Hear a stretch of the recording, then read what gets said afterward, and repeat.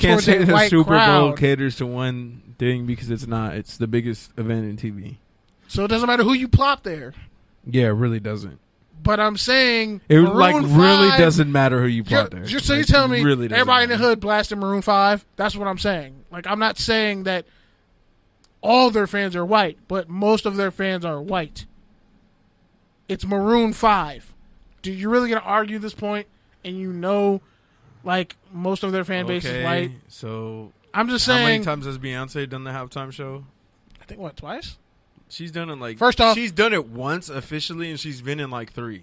Beyonce. She's been in like 3 or 4. Super mega star, like on Michael Jackson's level. So you can't even really like. Beyonce can perform in a fucking liquor store down the street, and guess what? Everyone's showing up. Everyone's stopping what they're doing. That's an outlier. You know what would have been really crazy?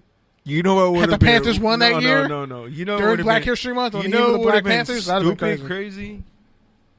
You know what would have been dumb crazy? I feel like if they had Kanye West at the halftime show. I'll fucking die. Bro, I was hoping you wouldn't say that. Oh, fuck. They should just get Joe Budden to do his podcast on halftime show. I will literally just play. Shout out to the Uber driver who's playing the Joe Budden podcast because everyone knows I refuse to download Spotify. So I have Spotify, though, and it's great. You peasant. Spotify. You fucking peasant. Fuck Spotify. Our shit's on Spotify, stupid. Okay, once again, fuck Spotify. If you're listening to this on Spotify, fuck you too. And there goes the 7 people who was listening to us. All right, man. So, last one, or one of the last ones. I had one.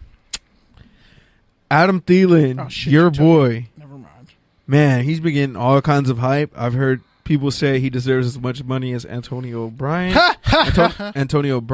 and Odell Beckham Jr. I've also heard he's an MVP candidate. So, do you got to take or a tangent on Adam Thielen as one of the best receivers in the league? This is going to piss some people off, but God sent me here to piss the world off, so I don't really care. Anyway.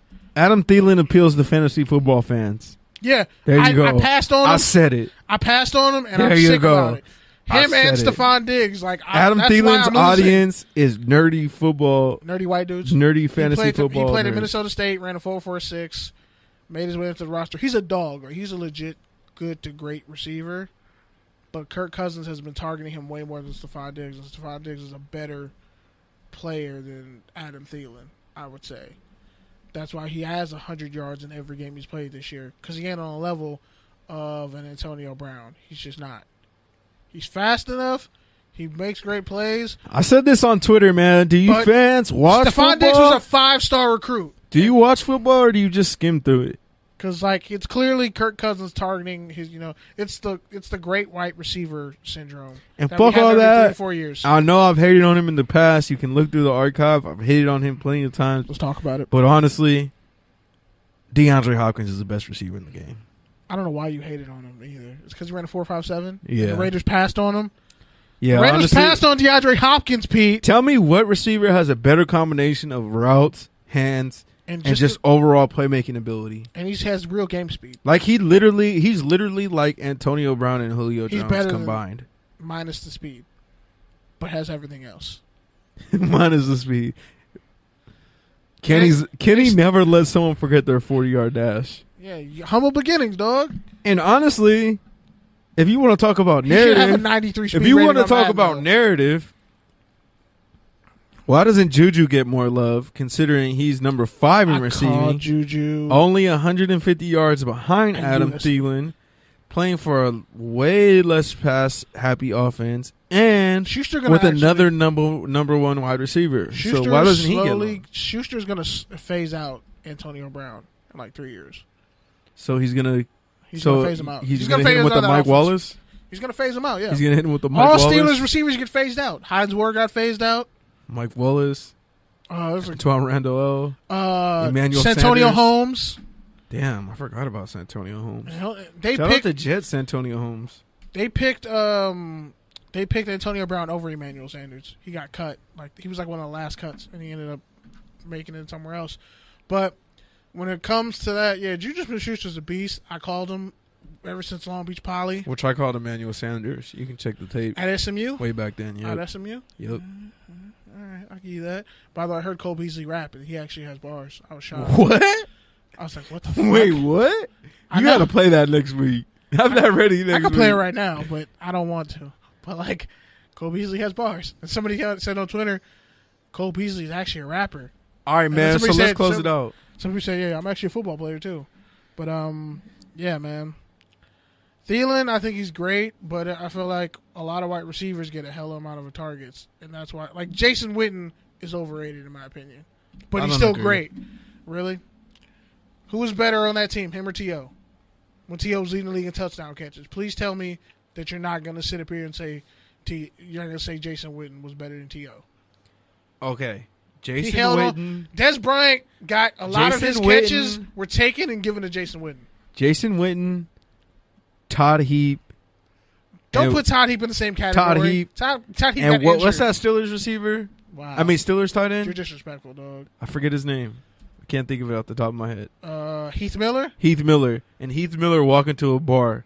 Which one do you notice? Heath Miller. Cause he with no helmet on. Which one do you notice? Shit, that's true. Which one could you pick out of a lineup? I think Heath Miller was the tallest one. But damn it. Damn it. That's good. That's good, sir. Damn. That was a good one. And what's the difference between those two guys? Well, let's see. One had a severe amount of concussions, and we're going to pray for Todd Heap because he actually accidentally ran over his daughter and killed her, I think, last year. So prayers for him, and hopefully his family's doing good. That was really sad. Honestly, wow, that got really dark. Yeah. That's the last news I remember about Todd Heap. I always was worried about Todd Heap coming out of Arizona State when I saw he had the 3-bar QB face mask as for a tight end. I was like, dog, that's instant fatality. Why do you have that face mask? That's like when I was playing high school football and like the coach gave me a helmet with a fucking running back face mask. I was like, oh, you want me to get hurt? Nah, that was like a thing for a little bit. Like 3 technique defensive tackles had running back face masks for a minute. But like I had a full cage before I got hurt. No, I'm just saying. Get my helmet back. You know, I did play in Corona, so you know when you punch someone and your hands just happen to slide up into the throat, you know. But it's more violent when you have a running back face mask as a lineman. That shit hurts more. You're more inclined, like when somebody else hits you with a bigger helmet, your shit can get rocked. That's why I was like, that's a concussion helmet. Don't give me that tiny ass running back helmet. I'm not a linebacker. Don't give me that. But anyway. Dog, I'm mad. I really looked up Todd Heap at ASU, and he really has a 3-bar face mask. I told you. He had it in the pros, too. That's why I was like, that's why you probably got concussions. Your fucking face mask is like a kicker. It barely goes to your damn chin. It's kicker level. I could stick my whole fist in his face mask. Damn, I don't even know Todd Heap played for the Cardinals. Yes, he did. That was the last team he played for before that horrible incident happened. And he's probably dealing with concussions and CTE too, because he had a lot of concussions in his career, bro. One time he got knocked out, and it was nasty. But yeah. All right, get to the Rents. You want to? I don't really have shit to say. You want to go what? first? You don't have shit to say? Like, I feel like you should just go first, just because I don't have anything to say. All right, man. I'll go first. 3, 4. I'm on. All right, man. So, first things first. It's been another crazy week. Another bunch of events. Rest in peace, Uncle Phil. For real. You're the only father I ever knew. If I get my rich pregnant, I'm gonna name it that. You sound like the black teenage Poppy when you rap. How about that? Who is that? From Highly Questionable when he reads freestyles on commercial breaks. That's what you sound like right now. We should do that and have you sing country songs. Country is the number one. They actually did a study. More people kill themselves to country music than anything. I don't think that's a good idea between the two of us. And country music. They're wasted. You know, and they just left their Klan rally. I'm kidding. Anyways, yeah. So it's been another crazy week. Bunch of events once again. The boy's just out here building his brand, meeting people. So the only thing I want to say is, really, I think we all have a duty to give back. I know I've talked about the past couple weeks, but for real, like, because I think and just something Kenny's talked about before with the whole glass ceiling thing about really the person who goes through it first gets the most glass, but at the end of the day, that's kind of what it's about. Like sometimes you do have to be the sacrificial lamb to help other people break through, and if you can teach someone from your insights and your learnings and put them one step ahead of you, that's great. And that's another big thing that I want to talk about too. Hold up. On that same note, there's a real pettiness out there between communities. It's like we pit each other against each other, whether it's Hispanics opening businesses, whether it's other sports podcasts, it's other shit like that. But the bottom line is, man, we got to support each other. We got to help each other grow, because I always thought about this. I've always thought about this. When I was playing football, doing all my speed training, my hundreds of dollars speed training, someone told me something that was like, don't be afraid of the people you see here with you, even if they're on another team, even if they're from a rival school. You shouldn't be afraid of them. You're not competing with them. Who you should be afraid of is a dude you don't see in Florida, the dude you don't see in Texas, busting his ass just as hard as you right now, because you don't know what he has.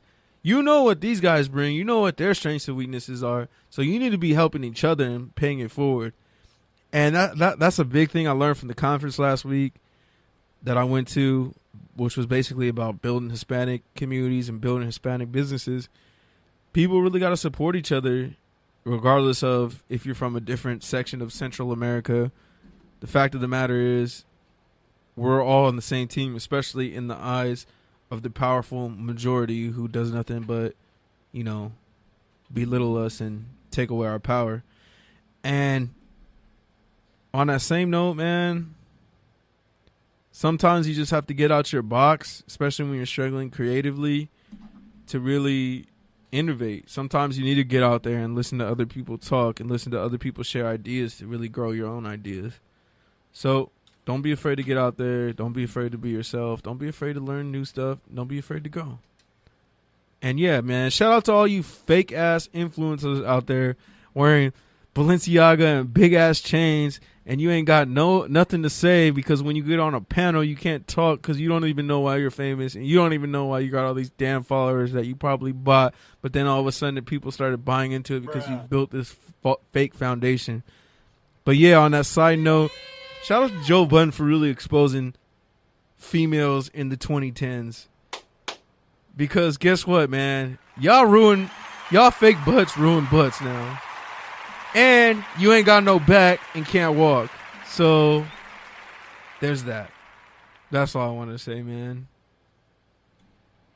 That was beautiful. That was beautiful.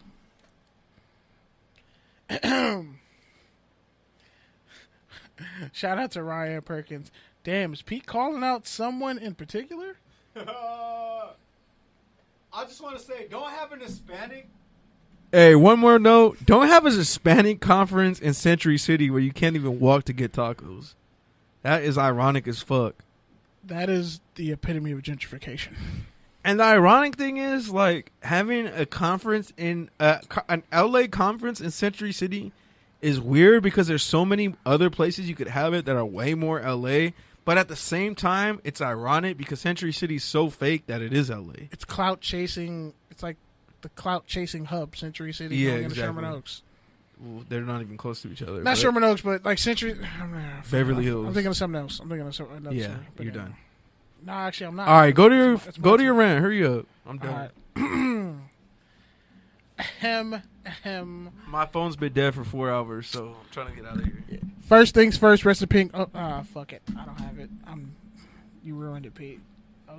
Nobody wants to hear J. Cole bars. J. Cole doesn't want to hear his own bars. That's why he be talking at his own concerts so damn I was much. going to do it. I was like, I don't give a fuck about this. Why am I saying I don't care? Like, sorry, If Ryan. you fuck with me since the workout plan, I just want to say I love you. Blah, blah, blah. Shout out to all my Dreamville fans. Blah, blah, blah. It wasn't the workout plan. First off, That's Kanye. Shout out to Jay-Z for making me an industry plan. Who that? Well, and for promoting me more wow. than Wale. Did you just call him in? Okay, first off, what we're not going to do in this Wale